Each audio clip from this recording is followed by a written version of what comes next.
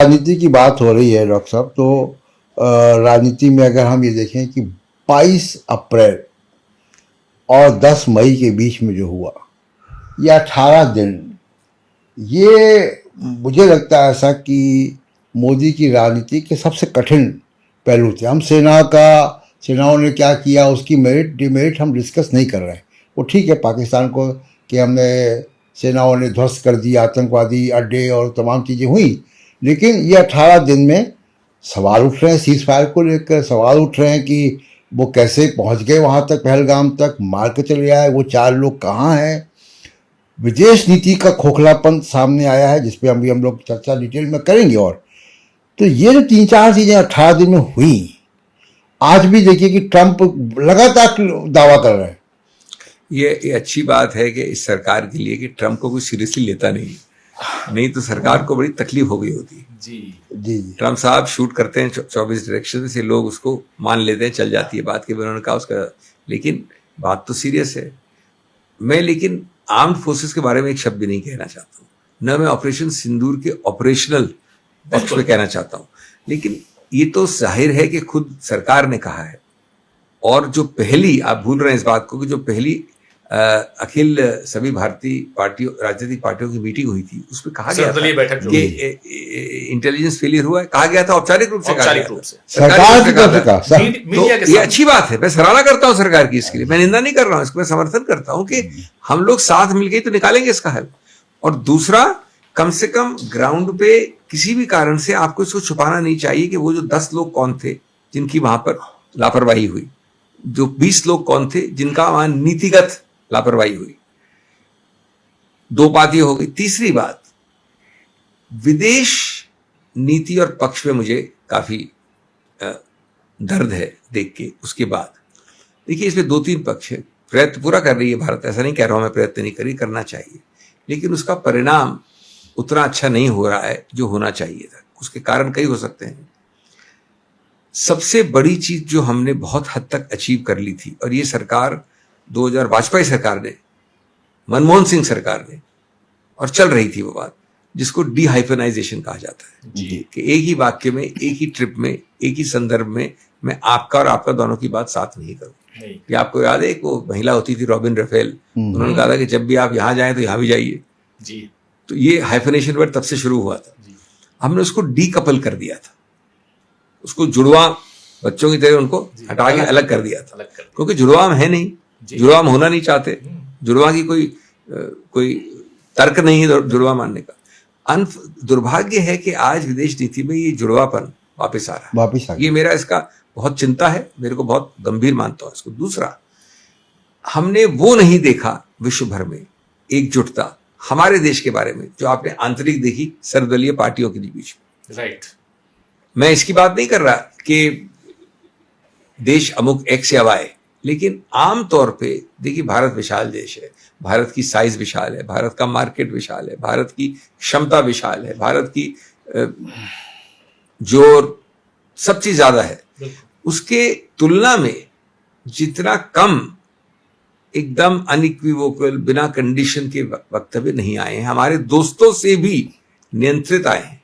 तीसरा, ये जो हमने भी वैसे मदद की तुर्की की, जो वहां पर हुआ एक आपदा आई, हमने अजरबैजान में बहुत चीजें की हैं, उस सबको हम भुनाने में एकदम सफल नहीं हो रहे, बल्कि बीच में OIC इस्लामिक कंट्रीज वाले ऑर्गेनाइजेशन में हमने काफी उसमें इन्वेस्ट किया था जी। मल्टीलैटरल फोरम में आपको मालूम है कितने विजिट्स हुई थी। कश्मीर के मामले में भी OIC न्यूट्रल रहा था। इन सब ने वक्तव्य दिए हैं जी, इन सब ने दस्तावेज दिए हैं जी। ये दुर्भाग्य की बात है। अब ये नहीं कह रहा हूं मैं कि आपको हटाओ, इसको हटाओ, मैं कह रहा हूं कि ये कहीं ना कहीं हमारी विदेश नीति की बहुत बड़ी असफलता है, और उसको आप तो नहीं मानेंगे जब तक, तब तक उसको आप नहीं सुधार सकते। 71 देशों में 129 विजिट्स हुई है 11 साल में प्रधानमंत्री नरेंद्र मोदी की। अच्छा, ये मुझे आंकड़ा मालूम नहीं था। और 11 साल से उनका जो समर्थक मीडिया उसमें डंका बज रहा था विश्व गुरु का, वो तो गुब्बारा फूट चुका। नहीं तो यही, ये जो आपने कहा कि ये ऑप्टिक्स में ज्यादा महत्व देना, उस एक इवेंट को कैसे पूरी तरह से हाउडी इंडिया कह लीजिए, ट्रंप की वो जो पूरी स्टेडियम में हुई थी दौड़, वो कह लीजिए, अहमदाबाद में कह लीजिए, ये सब एक बार बहुत हमको प्रभावित करती है। हमारे रोंगटे खड़े हो जाते हैं, हम भारतीय की तरह हम कहते हैं चलो हम भी अब, लेकिन उसका प्रमाणित परिणाम क्या आता है, उसका जमीनी सच क्या निकलता है, उसकी ऑडिटिंग कौन करता है, ये प्रश्न है। जो मल्टी पार्टी डेलीगेशन भी कह रहा ये तो पहले भी हो चुका है प्रसाद जी, आपको याद है वो जो जी साहब चाइना के जो जुलाई में आए थे, उसके कुछ ही हफ्तों बाद तो ये हुआ था पूरा उधर लेह लद्दाख की साइड में जी, डोकलाम कितने 2 हफ्ते का भी फर्क नहीं रहा होगा उस वक्त जी। तो ये optics versus substance, form versus substance वाला जो एक डाइकोटोमी और डिबेट है, इसमें बहुत जरूरी हमको, और ये सब सरकार ही कर सकती है। कोई विपक्ष हम कहते हैं तो हम तो गैर राष्ट्रीय हो जाते हैं, हम राष्ट्र विरोधी हो जाते हैं, लेकिन इस पे क्या किसका, हम तो चाहते हैं कि ये मजबूती हाइपरटेंशन कैसे अभी जो मल्टी पार्टी डेलीगेशन गए, हाँ। अभी भी हैं, वो यात्राओं पे हैं, उनको बहुत बड़ी कामयाबी उनको भी हासिल नहीं हुई।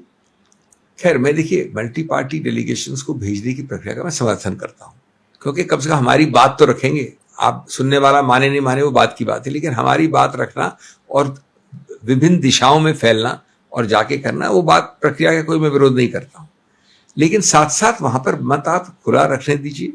वहां पर ये नहीं समझिए कि जो व्यक्ति अपना एक मत रखता है वो राष्ट्र विरोधी है या सिर्फ आपकी तरह बोलने के बाद राष्ट्र समर्थी है, वो होना चाहिए। इसके बाद इसकी ऑडिटिंग करनी जरूरी है, आवश्यकता है जी। हर चीज का एक ऑडिट परिणाम होना चाहिए, जमीनी सच होना चाहिए कि क्या आपको मिला एक्चुअल चीज में। हमारे कौन है, देखिए वो यूएसए से हम कभी इतने करीब नहीं हुए, यूके से हम करीब हैं, जर्मनी हमारा मित्र है, फ्रांस से हम इतना खरीदते हैं कि वो मैं समझता हूं उसका सबसे बड़ा मार्केट तो भारत ही है जी। लेकिन आप तो यहां सबसे आपको किस प्रकार का यूरोपियन यूनियन का रेजोल्यूशन कहां है जी, संयुक्त राष्ट्र में ऐसा बिना कंडीशन का रेजोल्यूशन कहां है? जो चाइना वीटो करता है उसको छोड़ दीजिए, आप उसको नहीं गिनते हैं, मैं मानता हमेशा हूं। से करता रहा। हाँ, लेकिन बाकी चीजें देख, ये बहुत बड़ा एक प्रश्न चिन्ह उठता है, और इसीलिए ये एक कारण है, कई और भी कारण है जिसमें संसद में इसकी चर्चा होनी चाहिए। गणतंत्र, मेरे गणतंत्र और आपके पाकिस्तानी नॉन गणतंत्र में फर्क क्या, यही तो है ना। आप पाकिस्तान से हैं, आपका कोई गणतंत्र नहीं है इस तरह का। हमारे संसद में गणतंत्र की परंपरा है, ये डिस्कस करना चाहिए। चीन का जब हुआ था युद्ध, बल्कि मेरे को याद नहीं है, बट वो महीनों के दौरान संसद बैठा, चीन के युद्ध के दौरान बैठा। जी जी जी। एक हफ्ते। और चीन का युद्ध तो काफी मतलब माननीय नेहरू जी को बहुत अपमानित किया जाता था। और वहां पे ये भी और बात व्यवस्था ही आई थी थी उनकी उस वक्त। वहां ये भी बात आई थी तैयारी डॉक्टर नहीं। सिंघवी की वो सत्य जो है वो इन कैमरा किया जाए, यानी वो गोपनीय हाँ, किया नहीं, जाए। तो नेहरू जी ने transparent मना रखो। किया कि नहीं, इसको पब्लिक होगा ये। पब्लिक ये सब चीजें आज थोड़ा सा एक प्रॉब्लम हो गई है, एक हिचक के साथ बोलनी पड़ती हैं, एक भय के साथ बोलनी पड़ती हैं, और इसमें उसको बस उड़ा दिया जाता है मजाक में, आप ये कैसे कह रहे हो, राष्ट्र को कमजोर कर रहे हो। अरे हम राष्ट्र को इससे मजबूत कर रहे हैं। लेकिन दो चीजें, आप तो बहुत इनोसेंटली कह रहे हैं सिंघवी साहब कि विदेश जाना चाहिए, डेलीगेशन जाना चाहिए। जो डेलीगेशन गया है, चूंकि वो भारत का प्रतिनिधित्व कर रहा है, तो वहाँ पार्टी विशेष नहीं है, ये भी मान रहा हूँ, और बहुत सही है कि आप भारत का वहाँ पे पक्ष रख रहे हैं, हिंदुस्तान के बारे में बता रहे हैं, हमारे ऊपर क्या हो रहा है, क्या गुजर रहा है, ये सब आप दुनिया को बताने के लिए गए हैं 33 देशों में। लेकिन यहाँ पे जो सत्तारूढ़ दल है बीजेपी, उसने कांग्रेस पार्टी को खासकर 2 भाग में बांट दिया है। एक भाग वो है जो सत्ता का समर्थन कर रहा है, जैसे जो कांग्रेस पार्टी के लोग, जो 4 लोग गए हैं, वो राष्ट्रवादी हैं। बाकी जो इसकी बात नहीं कर रहा है या जो आलोचना कर रहा है, जो ऑपरेशन सिंदूर में कहीं ना कहीं नरेंद्र मोदी जी की राजनीति देख रहा है, वो पाकिस्तान परस्त हैं। आप कौन से हैं? मैं इस पर टिप्पणी नहीं करने वाले बीच वाली कैटेगरी हूँ। देखिए, इसमें कोई विरोधाभास है नहीं, विरोधाभास बनाया जा रहा है। विरोधाभास कई बार वक्तव्यों से आता है, हर व्यक्ति का बोलने का स्टाइल अलग होता है।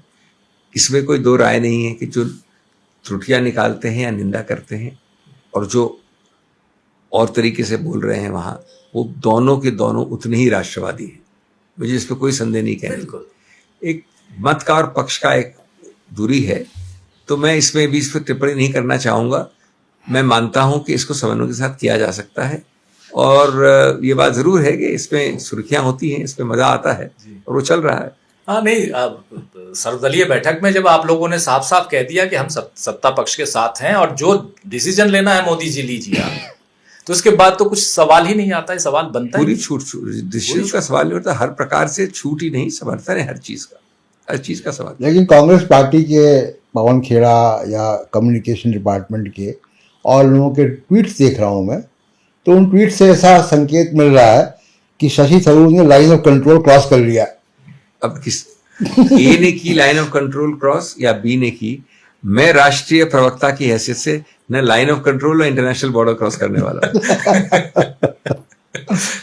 बिल्कुल, बढ़े आगे, लेकिन बहुत